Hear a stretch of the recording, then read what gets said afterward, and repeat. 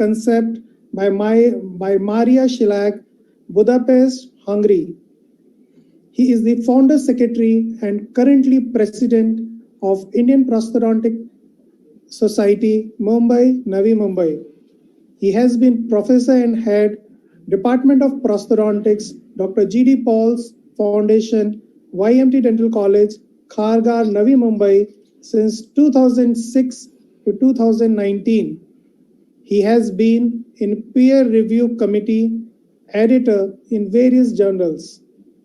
He has numerous publications and presentations at national and international conferences to his credit.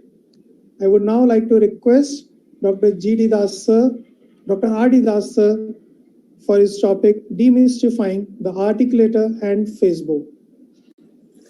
Thank you, Dipesh. Thank you, Vasudha. It's my pleasure to have both of you all to chair my session. Should I start sharing the screen?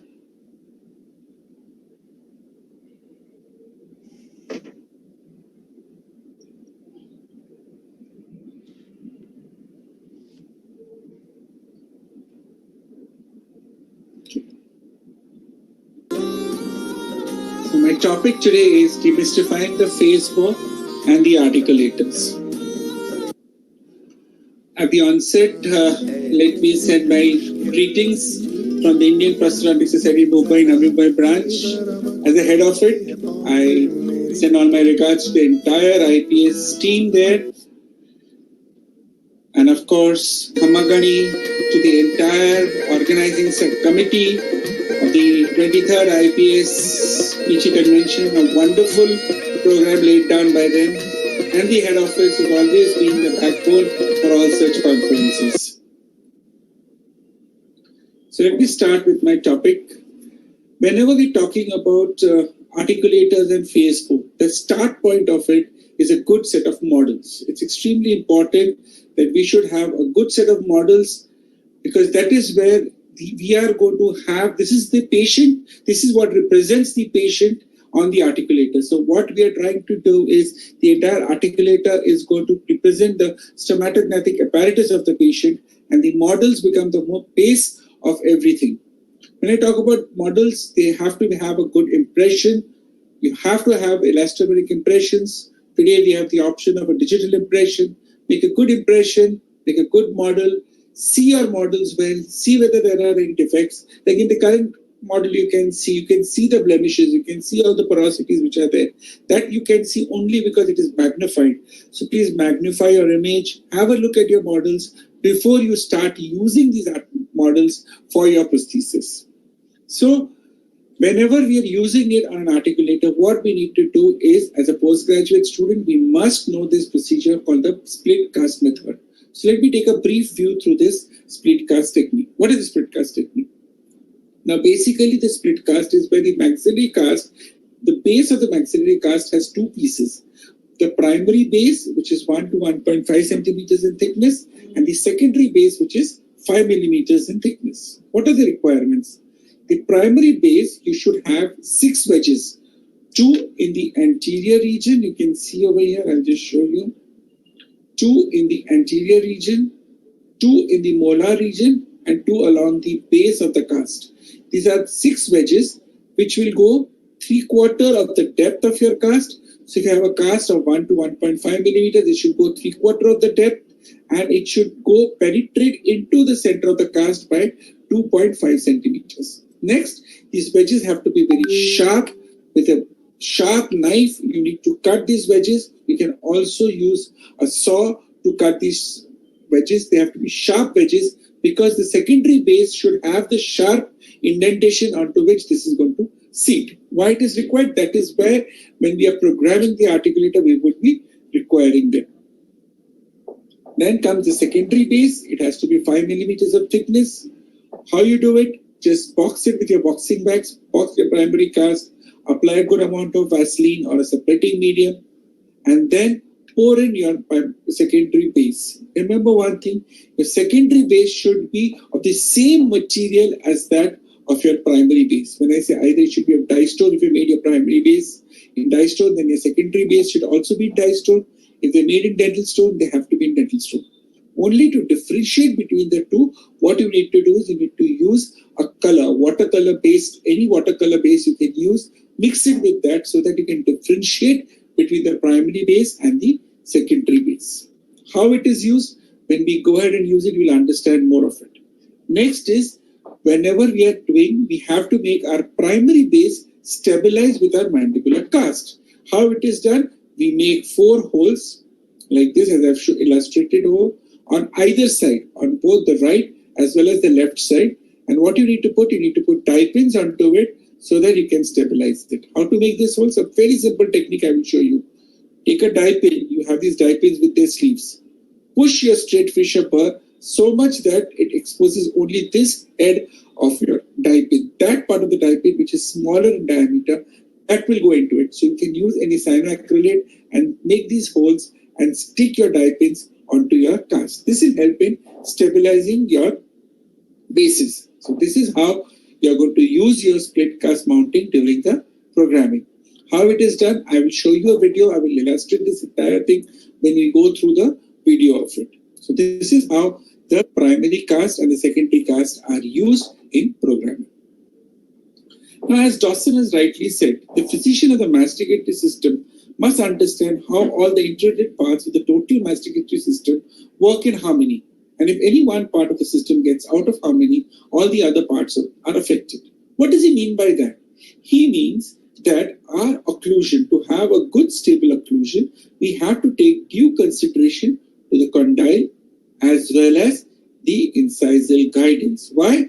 Because the condylar guidance gives us the complete movement of our joint or our stomatognathing apparatus, while the incisal guidance limit our movement of the stomatognathing apparatus. So it is extremely important that we take into consideration both of this, and this can be done only when we program our articulator. We have transferred all these records onto our articulator.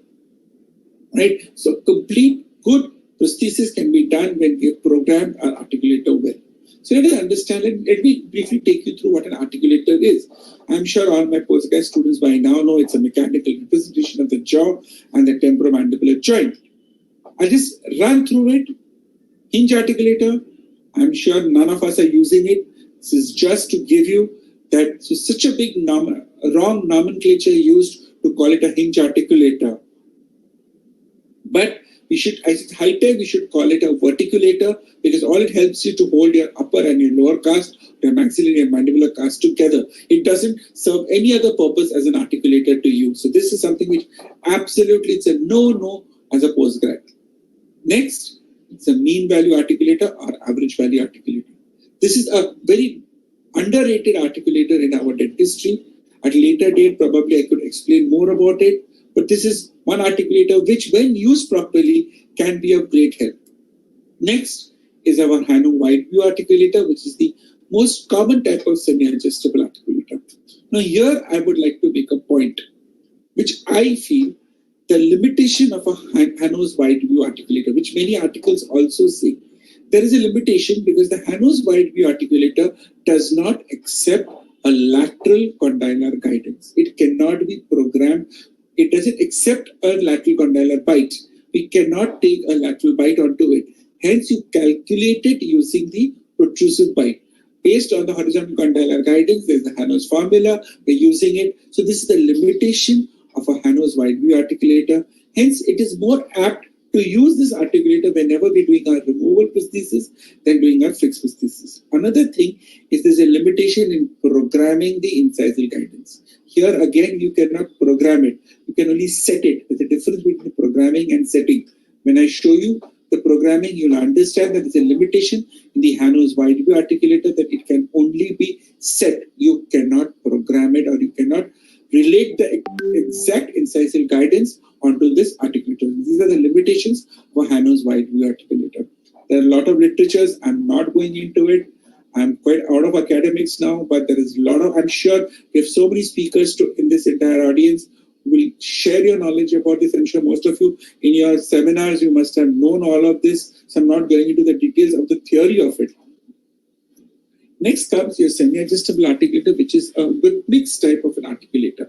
This articulator is one of the suitable articulators for your fixed dental restorations. So today, most of my explanation will be based on a Bripnix articulator, where I'm going to use a BioArt articulator. This is an articulator that I use, and I always use it in two sets. You can see here both the pics I have given to you.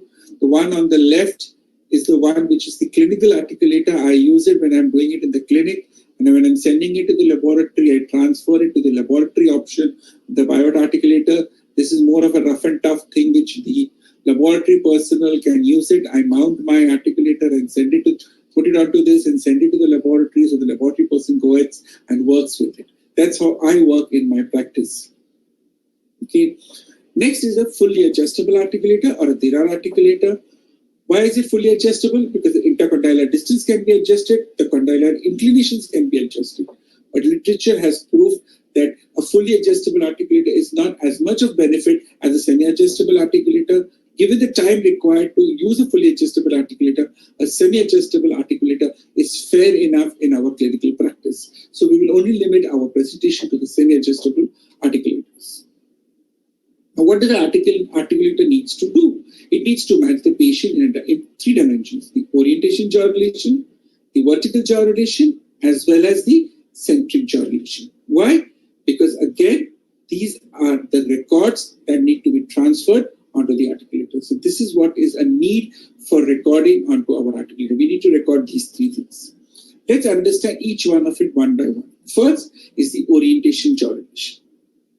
Now, there's so much of hue and cry about this orientation jaw relation. What is this orientation jaw relation? Let me show you a simple example. Now, these are two joints. You can see there is in condition A and condition B. There are two joints. They both have opened. There's equal amount of opening in the anterior region. Okay. Consider this to be the articulator. Okay. And I made a prosthesis. Let's see the fun what happens. When this prosthesis is transferred onto the patient's mouth, what happens is we find there is an open bite. Why this open bite happens is because there is the discrepancy in the arc of opening. You can see this arm, the maxillary arm is different. The arc of opening is different.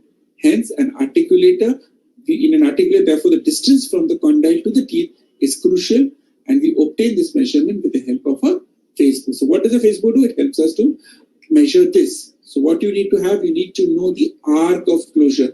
That is very important. I'll give you one very simple example. A door handle. Have you ever considered why the door handle in our dental language is always most distal to the opening axis? What is the opening axis? The hinge joint. There is the hinge joint on the right and the door handle. The door handle is always extremely placed. Why? Because it's a class 2 lever. In a class 2 lever, when the effort arm and the load arms are equal, to overcome it, if the same handle would move inward, what would happen? The pressure required to open this door, the same one piece door, would be more. So that is the reason we need to consider the arc of opening, and what is done for this, we need to have a Facebook record. So what does the Facebook do? It helps us to match the opening axis of the patient and that of the articulator. Just give me a minute. Yeah, 12 minutes. I'm just checking my time. So the different types of Facebooks, the fascia Facebook, which is the oldest type of Facebook. When we were as postgraduates, I'm sure all my colleagues here will remember how difficult it was and what a difficult task it was to set these Facebooks. And probably that's why the postgraduate exam starts with a Facebook. But I think so today's Facebooks are just a cakewalk. I don't know why they start a practical exam with it. I just could not convince people to change the examination pattern when I was an academician. I think so. It's a most cakewalk examination today, because when we had to set the fascia Facebook, I can see the patient Vasudha both smiling at me, because it was a real tough time. It never sat where it had to be. It was only when we were seeing it was equal, and when the examiners came, Allah, I don't know what happened. Where did that equilibration went? So that was difficult of a fascia Facebook. It evolved, and today we have very simple. We have got the springboard type of a Facebook. Again, this is what comes with your Hano articulator. Another disadvantage I feel about the Hano's Facebook is because it's a spring type. Every time you're using it with use, the springiness is lost. It gets distorted. Again, the infraorbital rim, which is the infraorbital indicator, which is the third point of reference, I feel clinically it's a very insignificant or a very difficult place to locate. So again, I felt that this Hano articulator, the Hano Facebook, has a lot of limitation as far as clinical practice is concerned. as far as academics is concerned, please go ahead, because that's the need of the Dental Council of India, and it's the need of most of the universities that use the Hano Facebook and do your complete dentures on it. Please go ahead and do it till your examinations. But as your practice is concerned, there's a lot of limitations of this. So try to evolve out of it and use something called as a Slidematic type of a Facebook. This is the most simplest type of Facebook to be used in practice. It just takes less than 2 to 3 minutes to use this Facebook. And that's how it's one of the best Facebooks today available, because it automatically adjusts itself into, and it self-equilibrates itself and gives you the center. Now, whenever you're understanding a Slidematic Facebook, there are a few things that you need to remember. The third point of reference in this case is the Nasion relator. The transfer jig assembly. Now, this is very important. Nowadays, we have a lot of modifications of this transfer jig assembly. Remember, whenever you're selecting a Facebook, you should select a Facebook which has 3 screws, not a single lever onto which the transfer jig assembly works. Because whenever there's one screw, that fails the principle of your Facebook transfer, because it's a spatial relationship. You need to have 3 planes, you need to have 3 screws, which used to transfer your records onto the articulator. So it's very important. That's the thing I want to highlight over here. Next is your bite fork. Friends, postgrads, this is the only device of your articulator and your Facebook which is going into your patient's mouth. You need to autoclave it. You need to keep it clean. You need to sterilize it. See that you sterilize it every time you're using it on your patient. And please tell your patient to bite onto it. What do I mean when I say bite onto it? There's another type of bite fork which is used for edentulous patients. I'm going to show it to you when I'm using it when I'm demonstrating it to you. So I'll come back to the bite fork, the use of the bite fork. Next is how to do our records. Remember, with evolution, what happened? We were invertebrates, then we became vertebrates, and from vertebrates we became a vertical vertebrate. What do I mean by vertical vertebrate? Human beings are the only animal which is standing upright. Because of that, the head has a particular position over the spine. So it is extremely important whenever we are doing a Facebook record to take into consideration this head position while we are recording our Facebook. So what happens? The biggest mistake that we do is we tend to do our Facebook record on the dental chair. Moment I tell the patient to sit on the dental chair, what will happen? He'll recline, his head will take a tilt, his head will not be in rest. So whenever you want to record your Facebook, tell your patient to stand upright. Again, when you tell him to stand upright, see what happened. The moment I left the backrest, I came my head has become straight. It has taken the self position over the vertebra. So that's extremely important. Tell your patients to stand straight with only the bumps touching against the wall. Now, a biggest disadvantage of this position is if I ask Vasudha to take my Facebook record, she'll never reach to my eyes. Because whenever you're doing your Facebook record, even Dipesh, I think so, has to jump up to look at my eye level, if he has to come to my eye level to do my record. Because whenever you're doing a Facebook record, you have to come to the eye level. The standard Indian height of a female is 5'4", which is the majority community in our dentistry today. Average male height is 5'10". So there's always a discrepancy. So how do you overcome it? Best way is tell your patient to sit on a stool. Certain considerations you have to do is the back has to be less supported or unsupported. See how I've given this a little support. Knees have to be at 90 degrees, absolutely at 90 degrees. What happens is if it is less than 90 degrees, we hunch ahead. If we have it more than 90 degrees, we will go behind. So it's extremely important, this position. See how I have made my patient sit. This is how you have to tell your patient to sit on the dental stool without the back support. See, there is no back support. Then and then only your face, your head is held upright onto the vertebra to get your exact good Facebook record. This is a requirement that you need to consider while doing your Facebook record. This is Dr. Karan Jadhav. He was my past postgraduate, now a flourishing practitioner in Mumbai. And they are always so keen to help me in my presentations. Moment I tell them this is his photograph from his clinic, he's just shot a photograph and sent it to me because I wanted to share it with all of you. So thanks, Karan, for being my model. He is a model and he is happy to model for me, you know. So that's Karan. Yes, so this is what I was talking about, the bite fork.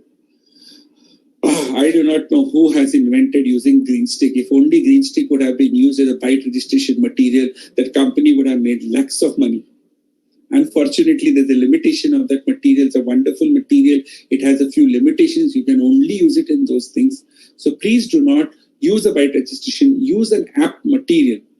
Again, do not be a miser while using a bite registration material. When I say bite registration, layer the complete bite fork with that material. Tell the patient to bite over here. Now, here I'll give you a wonderful definition. Dr. Suresh Sachin was talking, I was listening to him. He was talking about CR records and all. I like to give this definition of, I call this material over here that I'm using for my bite fork as a static bite registration material. What do I mean by that? I'll explain to you. I use bite registration wax. Why is it called static? Because all you need to do is layer it on your bite fork, soften it, put it into the patient's mouth and tell the patient to bite. The patient is a static position. Patient is not in any dynamic position. I'm not interested where the mandible is coming and closing against the maxilla over here. All I need to is I need to have the indentation of the maxillary cast. That's all. The maxillary teeth indentation is required because that's where the maxillary cast is going to sit. So this is a static material. Once you've put it, you can 10 times remove it and put it back with no distortion of the bite registration. That's why I call it a static bite registration material. That's how I use this material, and I like to use this material. Disadvantage is because this wax, we use it like our regular modeling wax. Please do not use it like a modeling wax. There is an additional material. There's aluminum particle incorporated into it. So the temperature of the water bath has to be very precise. You have to be at 55 to 60 degrees while using it. Okay.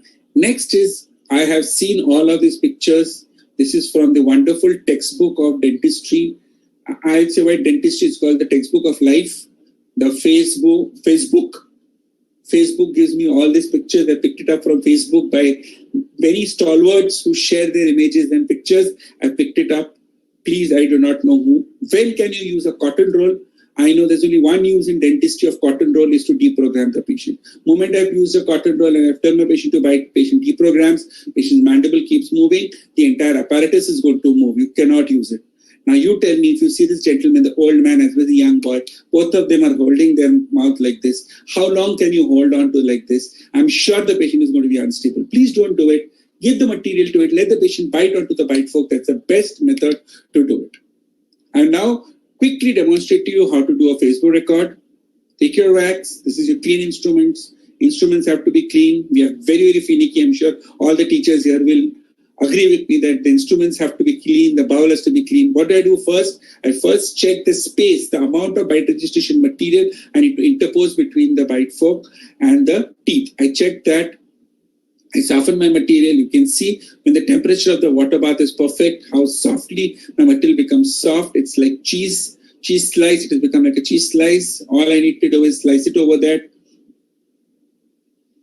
And I roll it and sandwich it between my bite fork completely. I've dipped my bite fork again so that it sticks, the bite registration wax sticks onto it well. So that's how I do it on both ends.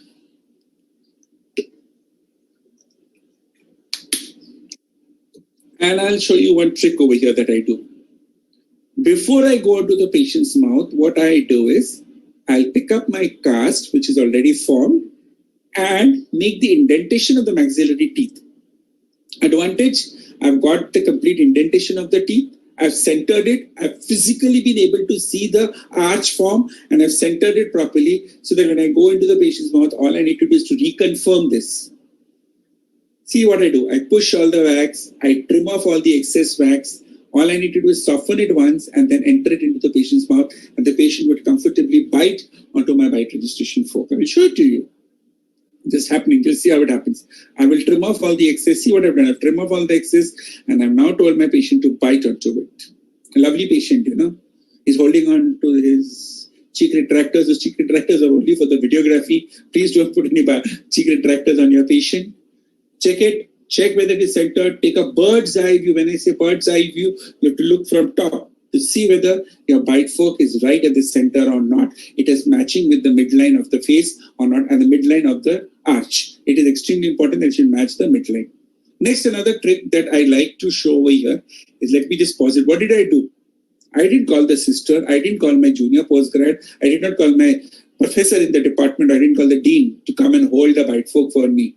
What I did is I told my patient, because it's the patient who can involuntarily see both the earlobes. Moment you give the bite fork to the patient, patient will immediately put it. How easily we put our hearing aids? Every time we don't need to see where we are putting it, just goes in. So give your bite fork, your Facebook to your patient. Tell your patient to hold it. He becomes part of the entire treatment, and he will help you in doing the record, and he will be part of your entire procedure. He will always be happy to be part of your procedure.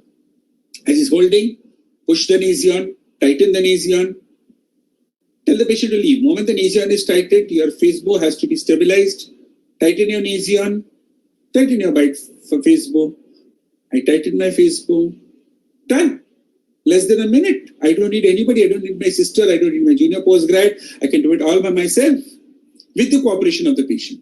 All I need to do is now connect my bite fork to my Facebook. And for that, I need to have a transfer jig assembly, as I said, 3-screw assembly. See how am I doing it? First, I will slide the attachment which is going onto the bite fork. I forgot to do it here. I'll come it out. So you'll see what I do. I'll come out of it. Okay. And then slide this inside.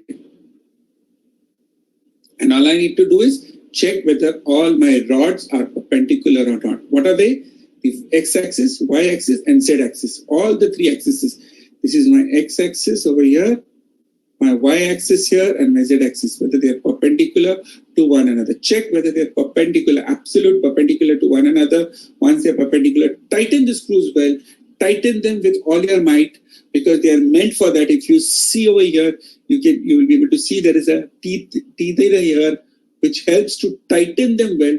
Please tighten them, because what happens most of the time when you're removing it, if the screws are not tightened well, they loosen and you distort the Facebook record when you're moving it to the laboratory. So that's how simple, in less than 3 minutes, this video is our 3-minute video, I have finished my Facebook record. Next, what I do is transfer it to the articulator. Check your cast, remove all the blemishes, remove all the porosities which are there, any irregularities which are there, remove all of it before you start doing your transfer. See, I'm doing it, I'm removing all of it. Extremely important. Take a magnification, take your loupes, take your eyeglasses, whatever you have. I'm doing an indirect technique. I've placed my transfer jig assembly onto the transfer plate.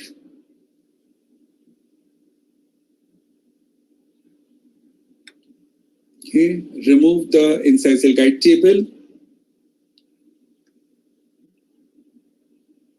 Slide my transfer jig assembly onto it, tighten it, place. This is all specific to your given articulator, whichever articulator you're using. You have to know how you do an indirect technique or whether you need to do a direct technique. This articulator BioArt comes with a black rim onto which the upper compartment comes in supports. So that's how the transfer is done. Now I'll quickly, I'm sure all of you all know how to do all of it, how to do your mountings. I'm just showing you how the mounting is done. And this entire mounting first would be completed at MIP. This is, I'm showing you when I'm doing a diagnostic mount for my cases. So I have now, what I've done is I've taken my mandibular cast and married it to the upper cast at MIP and sealed it. Okay, and done my mounting. Now, how do I use a Facebook for my edentulous patients? Remember that whenever you're using, what I do, I tell my postgraduates I have a modified glass slab. They use a modified glass slab. You can see this glass slab. This is longer than the usual glass slabs. You just go to any glass shop, tell them to cut a glass slab which is as long as your bite fork. It helps you mark the center of your wax rim on both ends. Mark the center of your base. So that will help you to center your bite fork completely onto it. So that's how you're going to do your transfer. See, that's where the glass slab helps you, because it's a long glass slab. It is helping you to check whether it's exactly parallel to your glass slab. That means once you have done it, you have established the complete parallelism that is required. And the rest of the records will be done the same way. I'm sure all of you know how to do this. I don't need to get into the details of this. We are doing it on a daily basis for our edentulous patients. And it's the same what I showed you today. Okay. What is the future of the Facebook? I think so. Dr. Chalapati, no. Dr. Suresh Sachin showed us a little bit about it. So that's the future. A quick video which will take you through the digital Facebook, which is very soon going to come in our country. That's it. Aman Girbach digital Facebook. It records the true hinge axis position. It gives you all the paths, all the condylar records it takes, and it transfers itself on an Artex articulator. And you have a digital Artex articulator as well as a manual articulator onto which the prosthesis can be checked outside of the laboratory. So I'll just quickly run through it. Will not waste my time onto it. You can go to on YouTube and you can see this video. This is a video available on YouTube. So you can see how the entire records are transferred and they can be then digitalized onto our articulator, and that's how the records are made. So that's the future of the Facebook. We're very soon going to have a digital Facebook. Next comes your vertical jaw relation. This presentation, 40 minutes, is too less to talk about vertical jaw relation. One point, all you need to remember is vertical dimension is a highly adaptable position, and there is no one vertical dimension that is correct, but it's a range that will work for most patients. Remember, this is one key point I like to talk when I'm talking about vertical jaw relations. I'm not going to get into it, whether when to increase the vertical dimension, when not to increase. That all is a chapter by itself. We'll talk about it some other time. Next is the most important is your centric jaw relation. Now here I like to redefine this thing a little bit. I don't like to call it centric jaw relation, I like to call it horizontal jaw relation. Because whenever we talk about centric jaw relation, it takes us only to our removable complete denture prosthesis. So we should not get ourselves into it. Let's talk about in a more broader aspect when we're talking, we'll talk about horizontal jaw relations. I have 10 minutes more. So quickly I will go through horizontal jaw relations or recording the occlusion. There are two ways of recording the horizontal jaw relation. It can be recorded at MIP or at centric relation. I will go through each of it. Now, at MIP, what most of us do is something like this. I don't know what do you achieve with this. You know what the laboratory does? I was working with Illusion for quite some time. You know what the laboratory does? Takes this wax and throws it in the dustbin because this doesn't transfer any record. It really doesn't transfer. What you have done is by placing this wax between the teeth, you have deprogrammed the patient. Your patient has closed the mandible at some other position. So there is no record which is being transferred. Whenever you want to see, I have seen bites like this where even the postgrads come and they will seal it. They will take their wax knife, they will take a Lacroix carver, which they don't show it in front of us, which they heat up. They will seal and join it over there, and then they will show it to us that they have taken an MIP record. Please, MIP records are not taken like this. There's a particular method. Whenever you need to, if at all, you need to take an MIP record.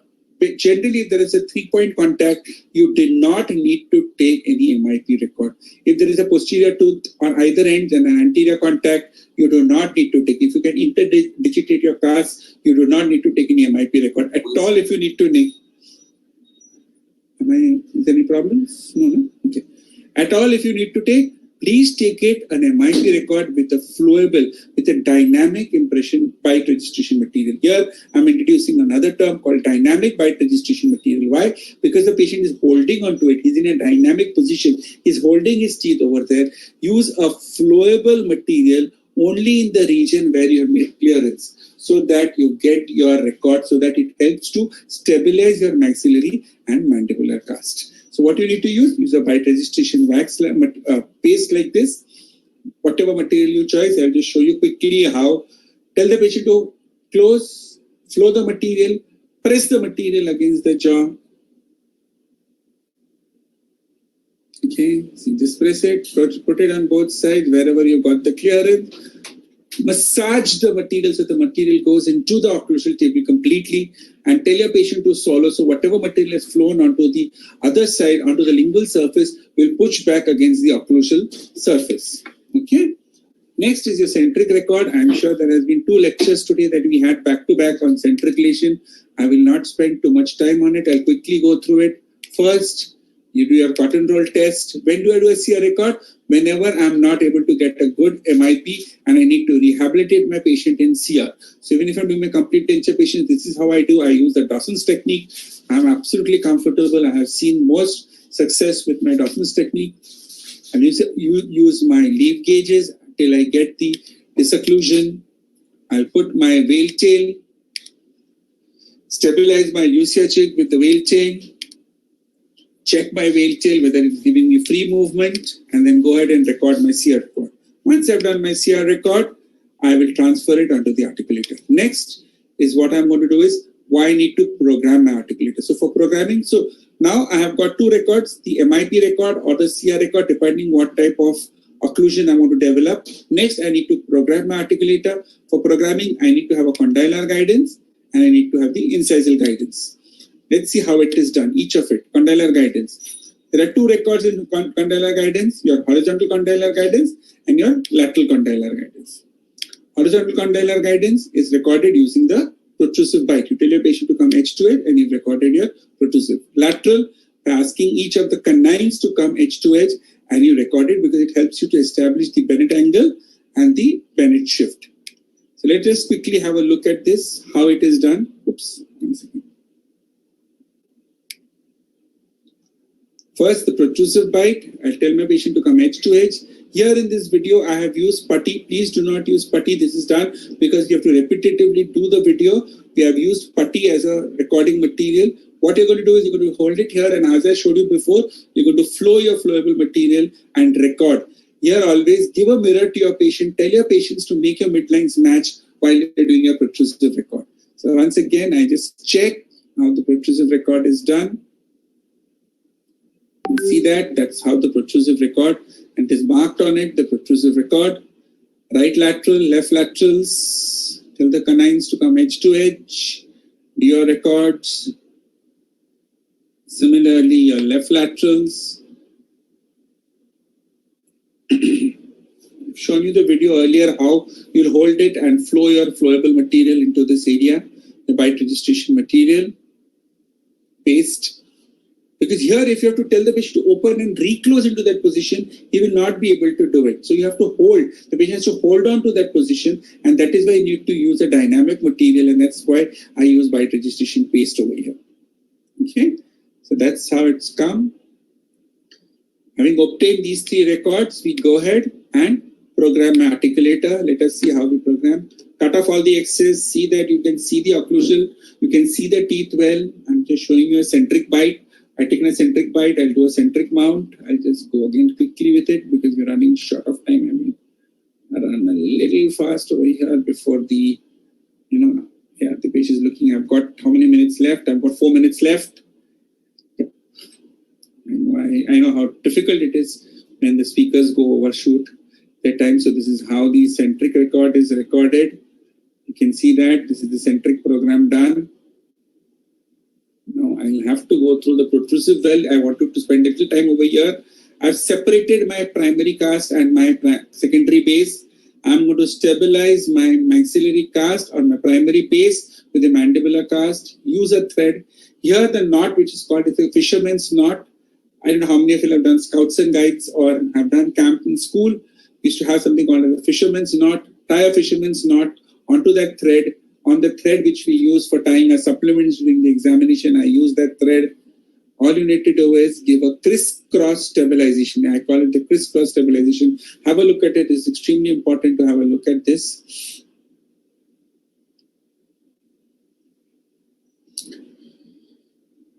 That's the fisherman's knot or the hangman's knot. Another knot, it is called as the hangman knot. So it is a self-tightening knot. Why it is called? It's called a self-tightening knot. The moment you pull it, it tightens on its own. See what happened? It tightens on its own. That's why it's called the hangman's knot. That's how the hanging is done. So you have a knot over the thread and you pull it so it gets tightened. See how it tightens itself. Crisscross stabilization. Crisscross stabilization. See how the crisscross stabilization is taking place. This is how the crisscross stabilization is done. And then what I'm going to do, I'm going to loosen the horizontal condylar guidance, bring back my lateral condylar guidance to 0 because I zeroed in my articulator before I started based on my type of articulator. BioVat has a 30-30 setting. I'll come back to all readings to 0 before I start. I will close the lateral condylar guidance at 0. 0, open up my horizontal condylar guidance and getting it to 0. See, that's how I'm getting it to 0. Lock it over there.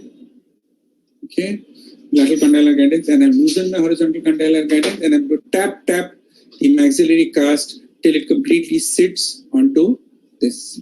Here again, remember, oil your components well so that they easily move and they sit onto it very well. Okay, that's it. That's the reason we have done the split cast, so that the indentations show very well and they sit completely onto the primary cast.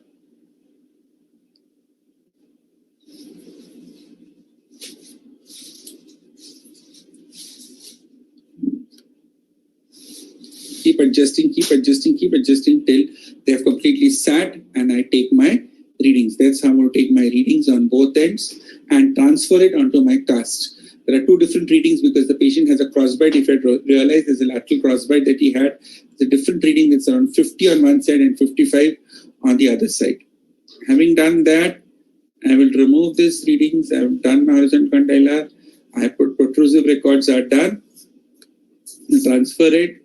Open the thread and similarly use my lateral condylar records. Now here remember, when I'm taking a right record, I will loosen my left condylar guidance, condylar element, and reverse, because it's always the Bennett angle is on the opposite side that we record. Okay. Similar way, stabilize with the lateral bites, seated, and that's how the entire programming takes place.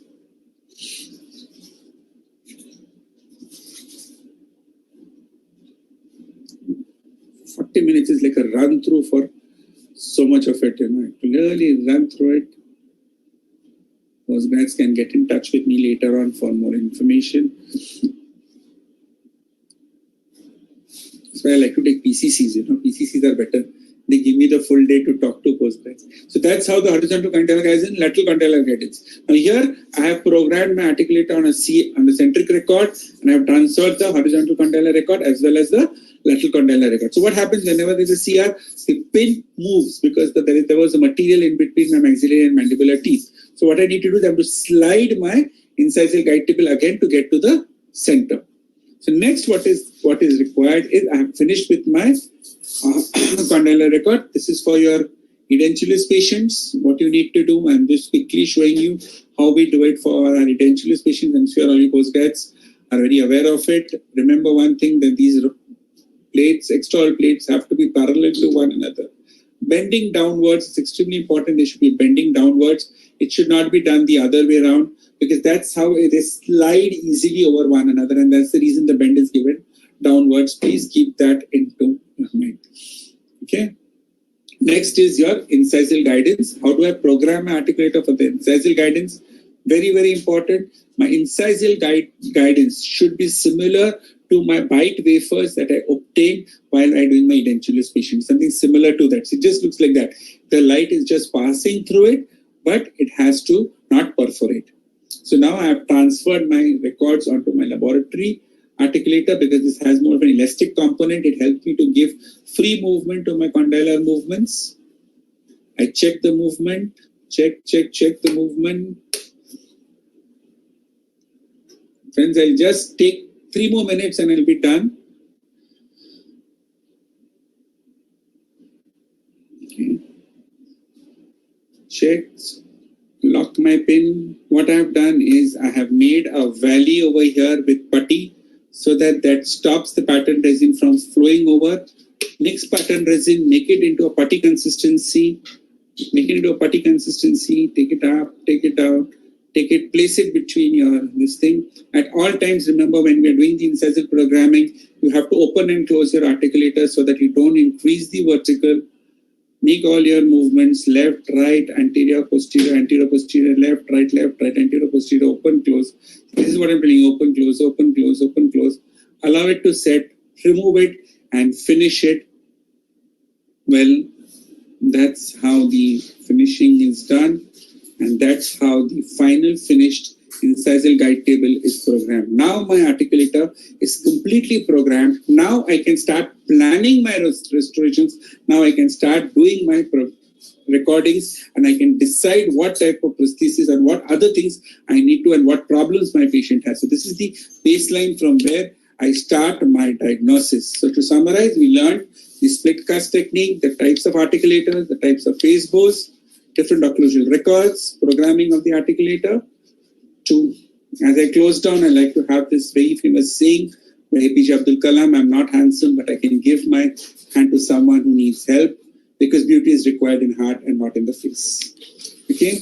And this is for all my postgrad students. तेरी वो रफ्तार हो, रोके से भी तू ना रुके, हासिल कर ऐसा शिखर, पर्वत की भी नजरें उठे, आशाएं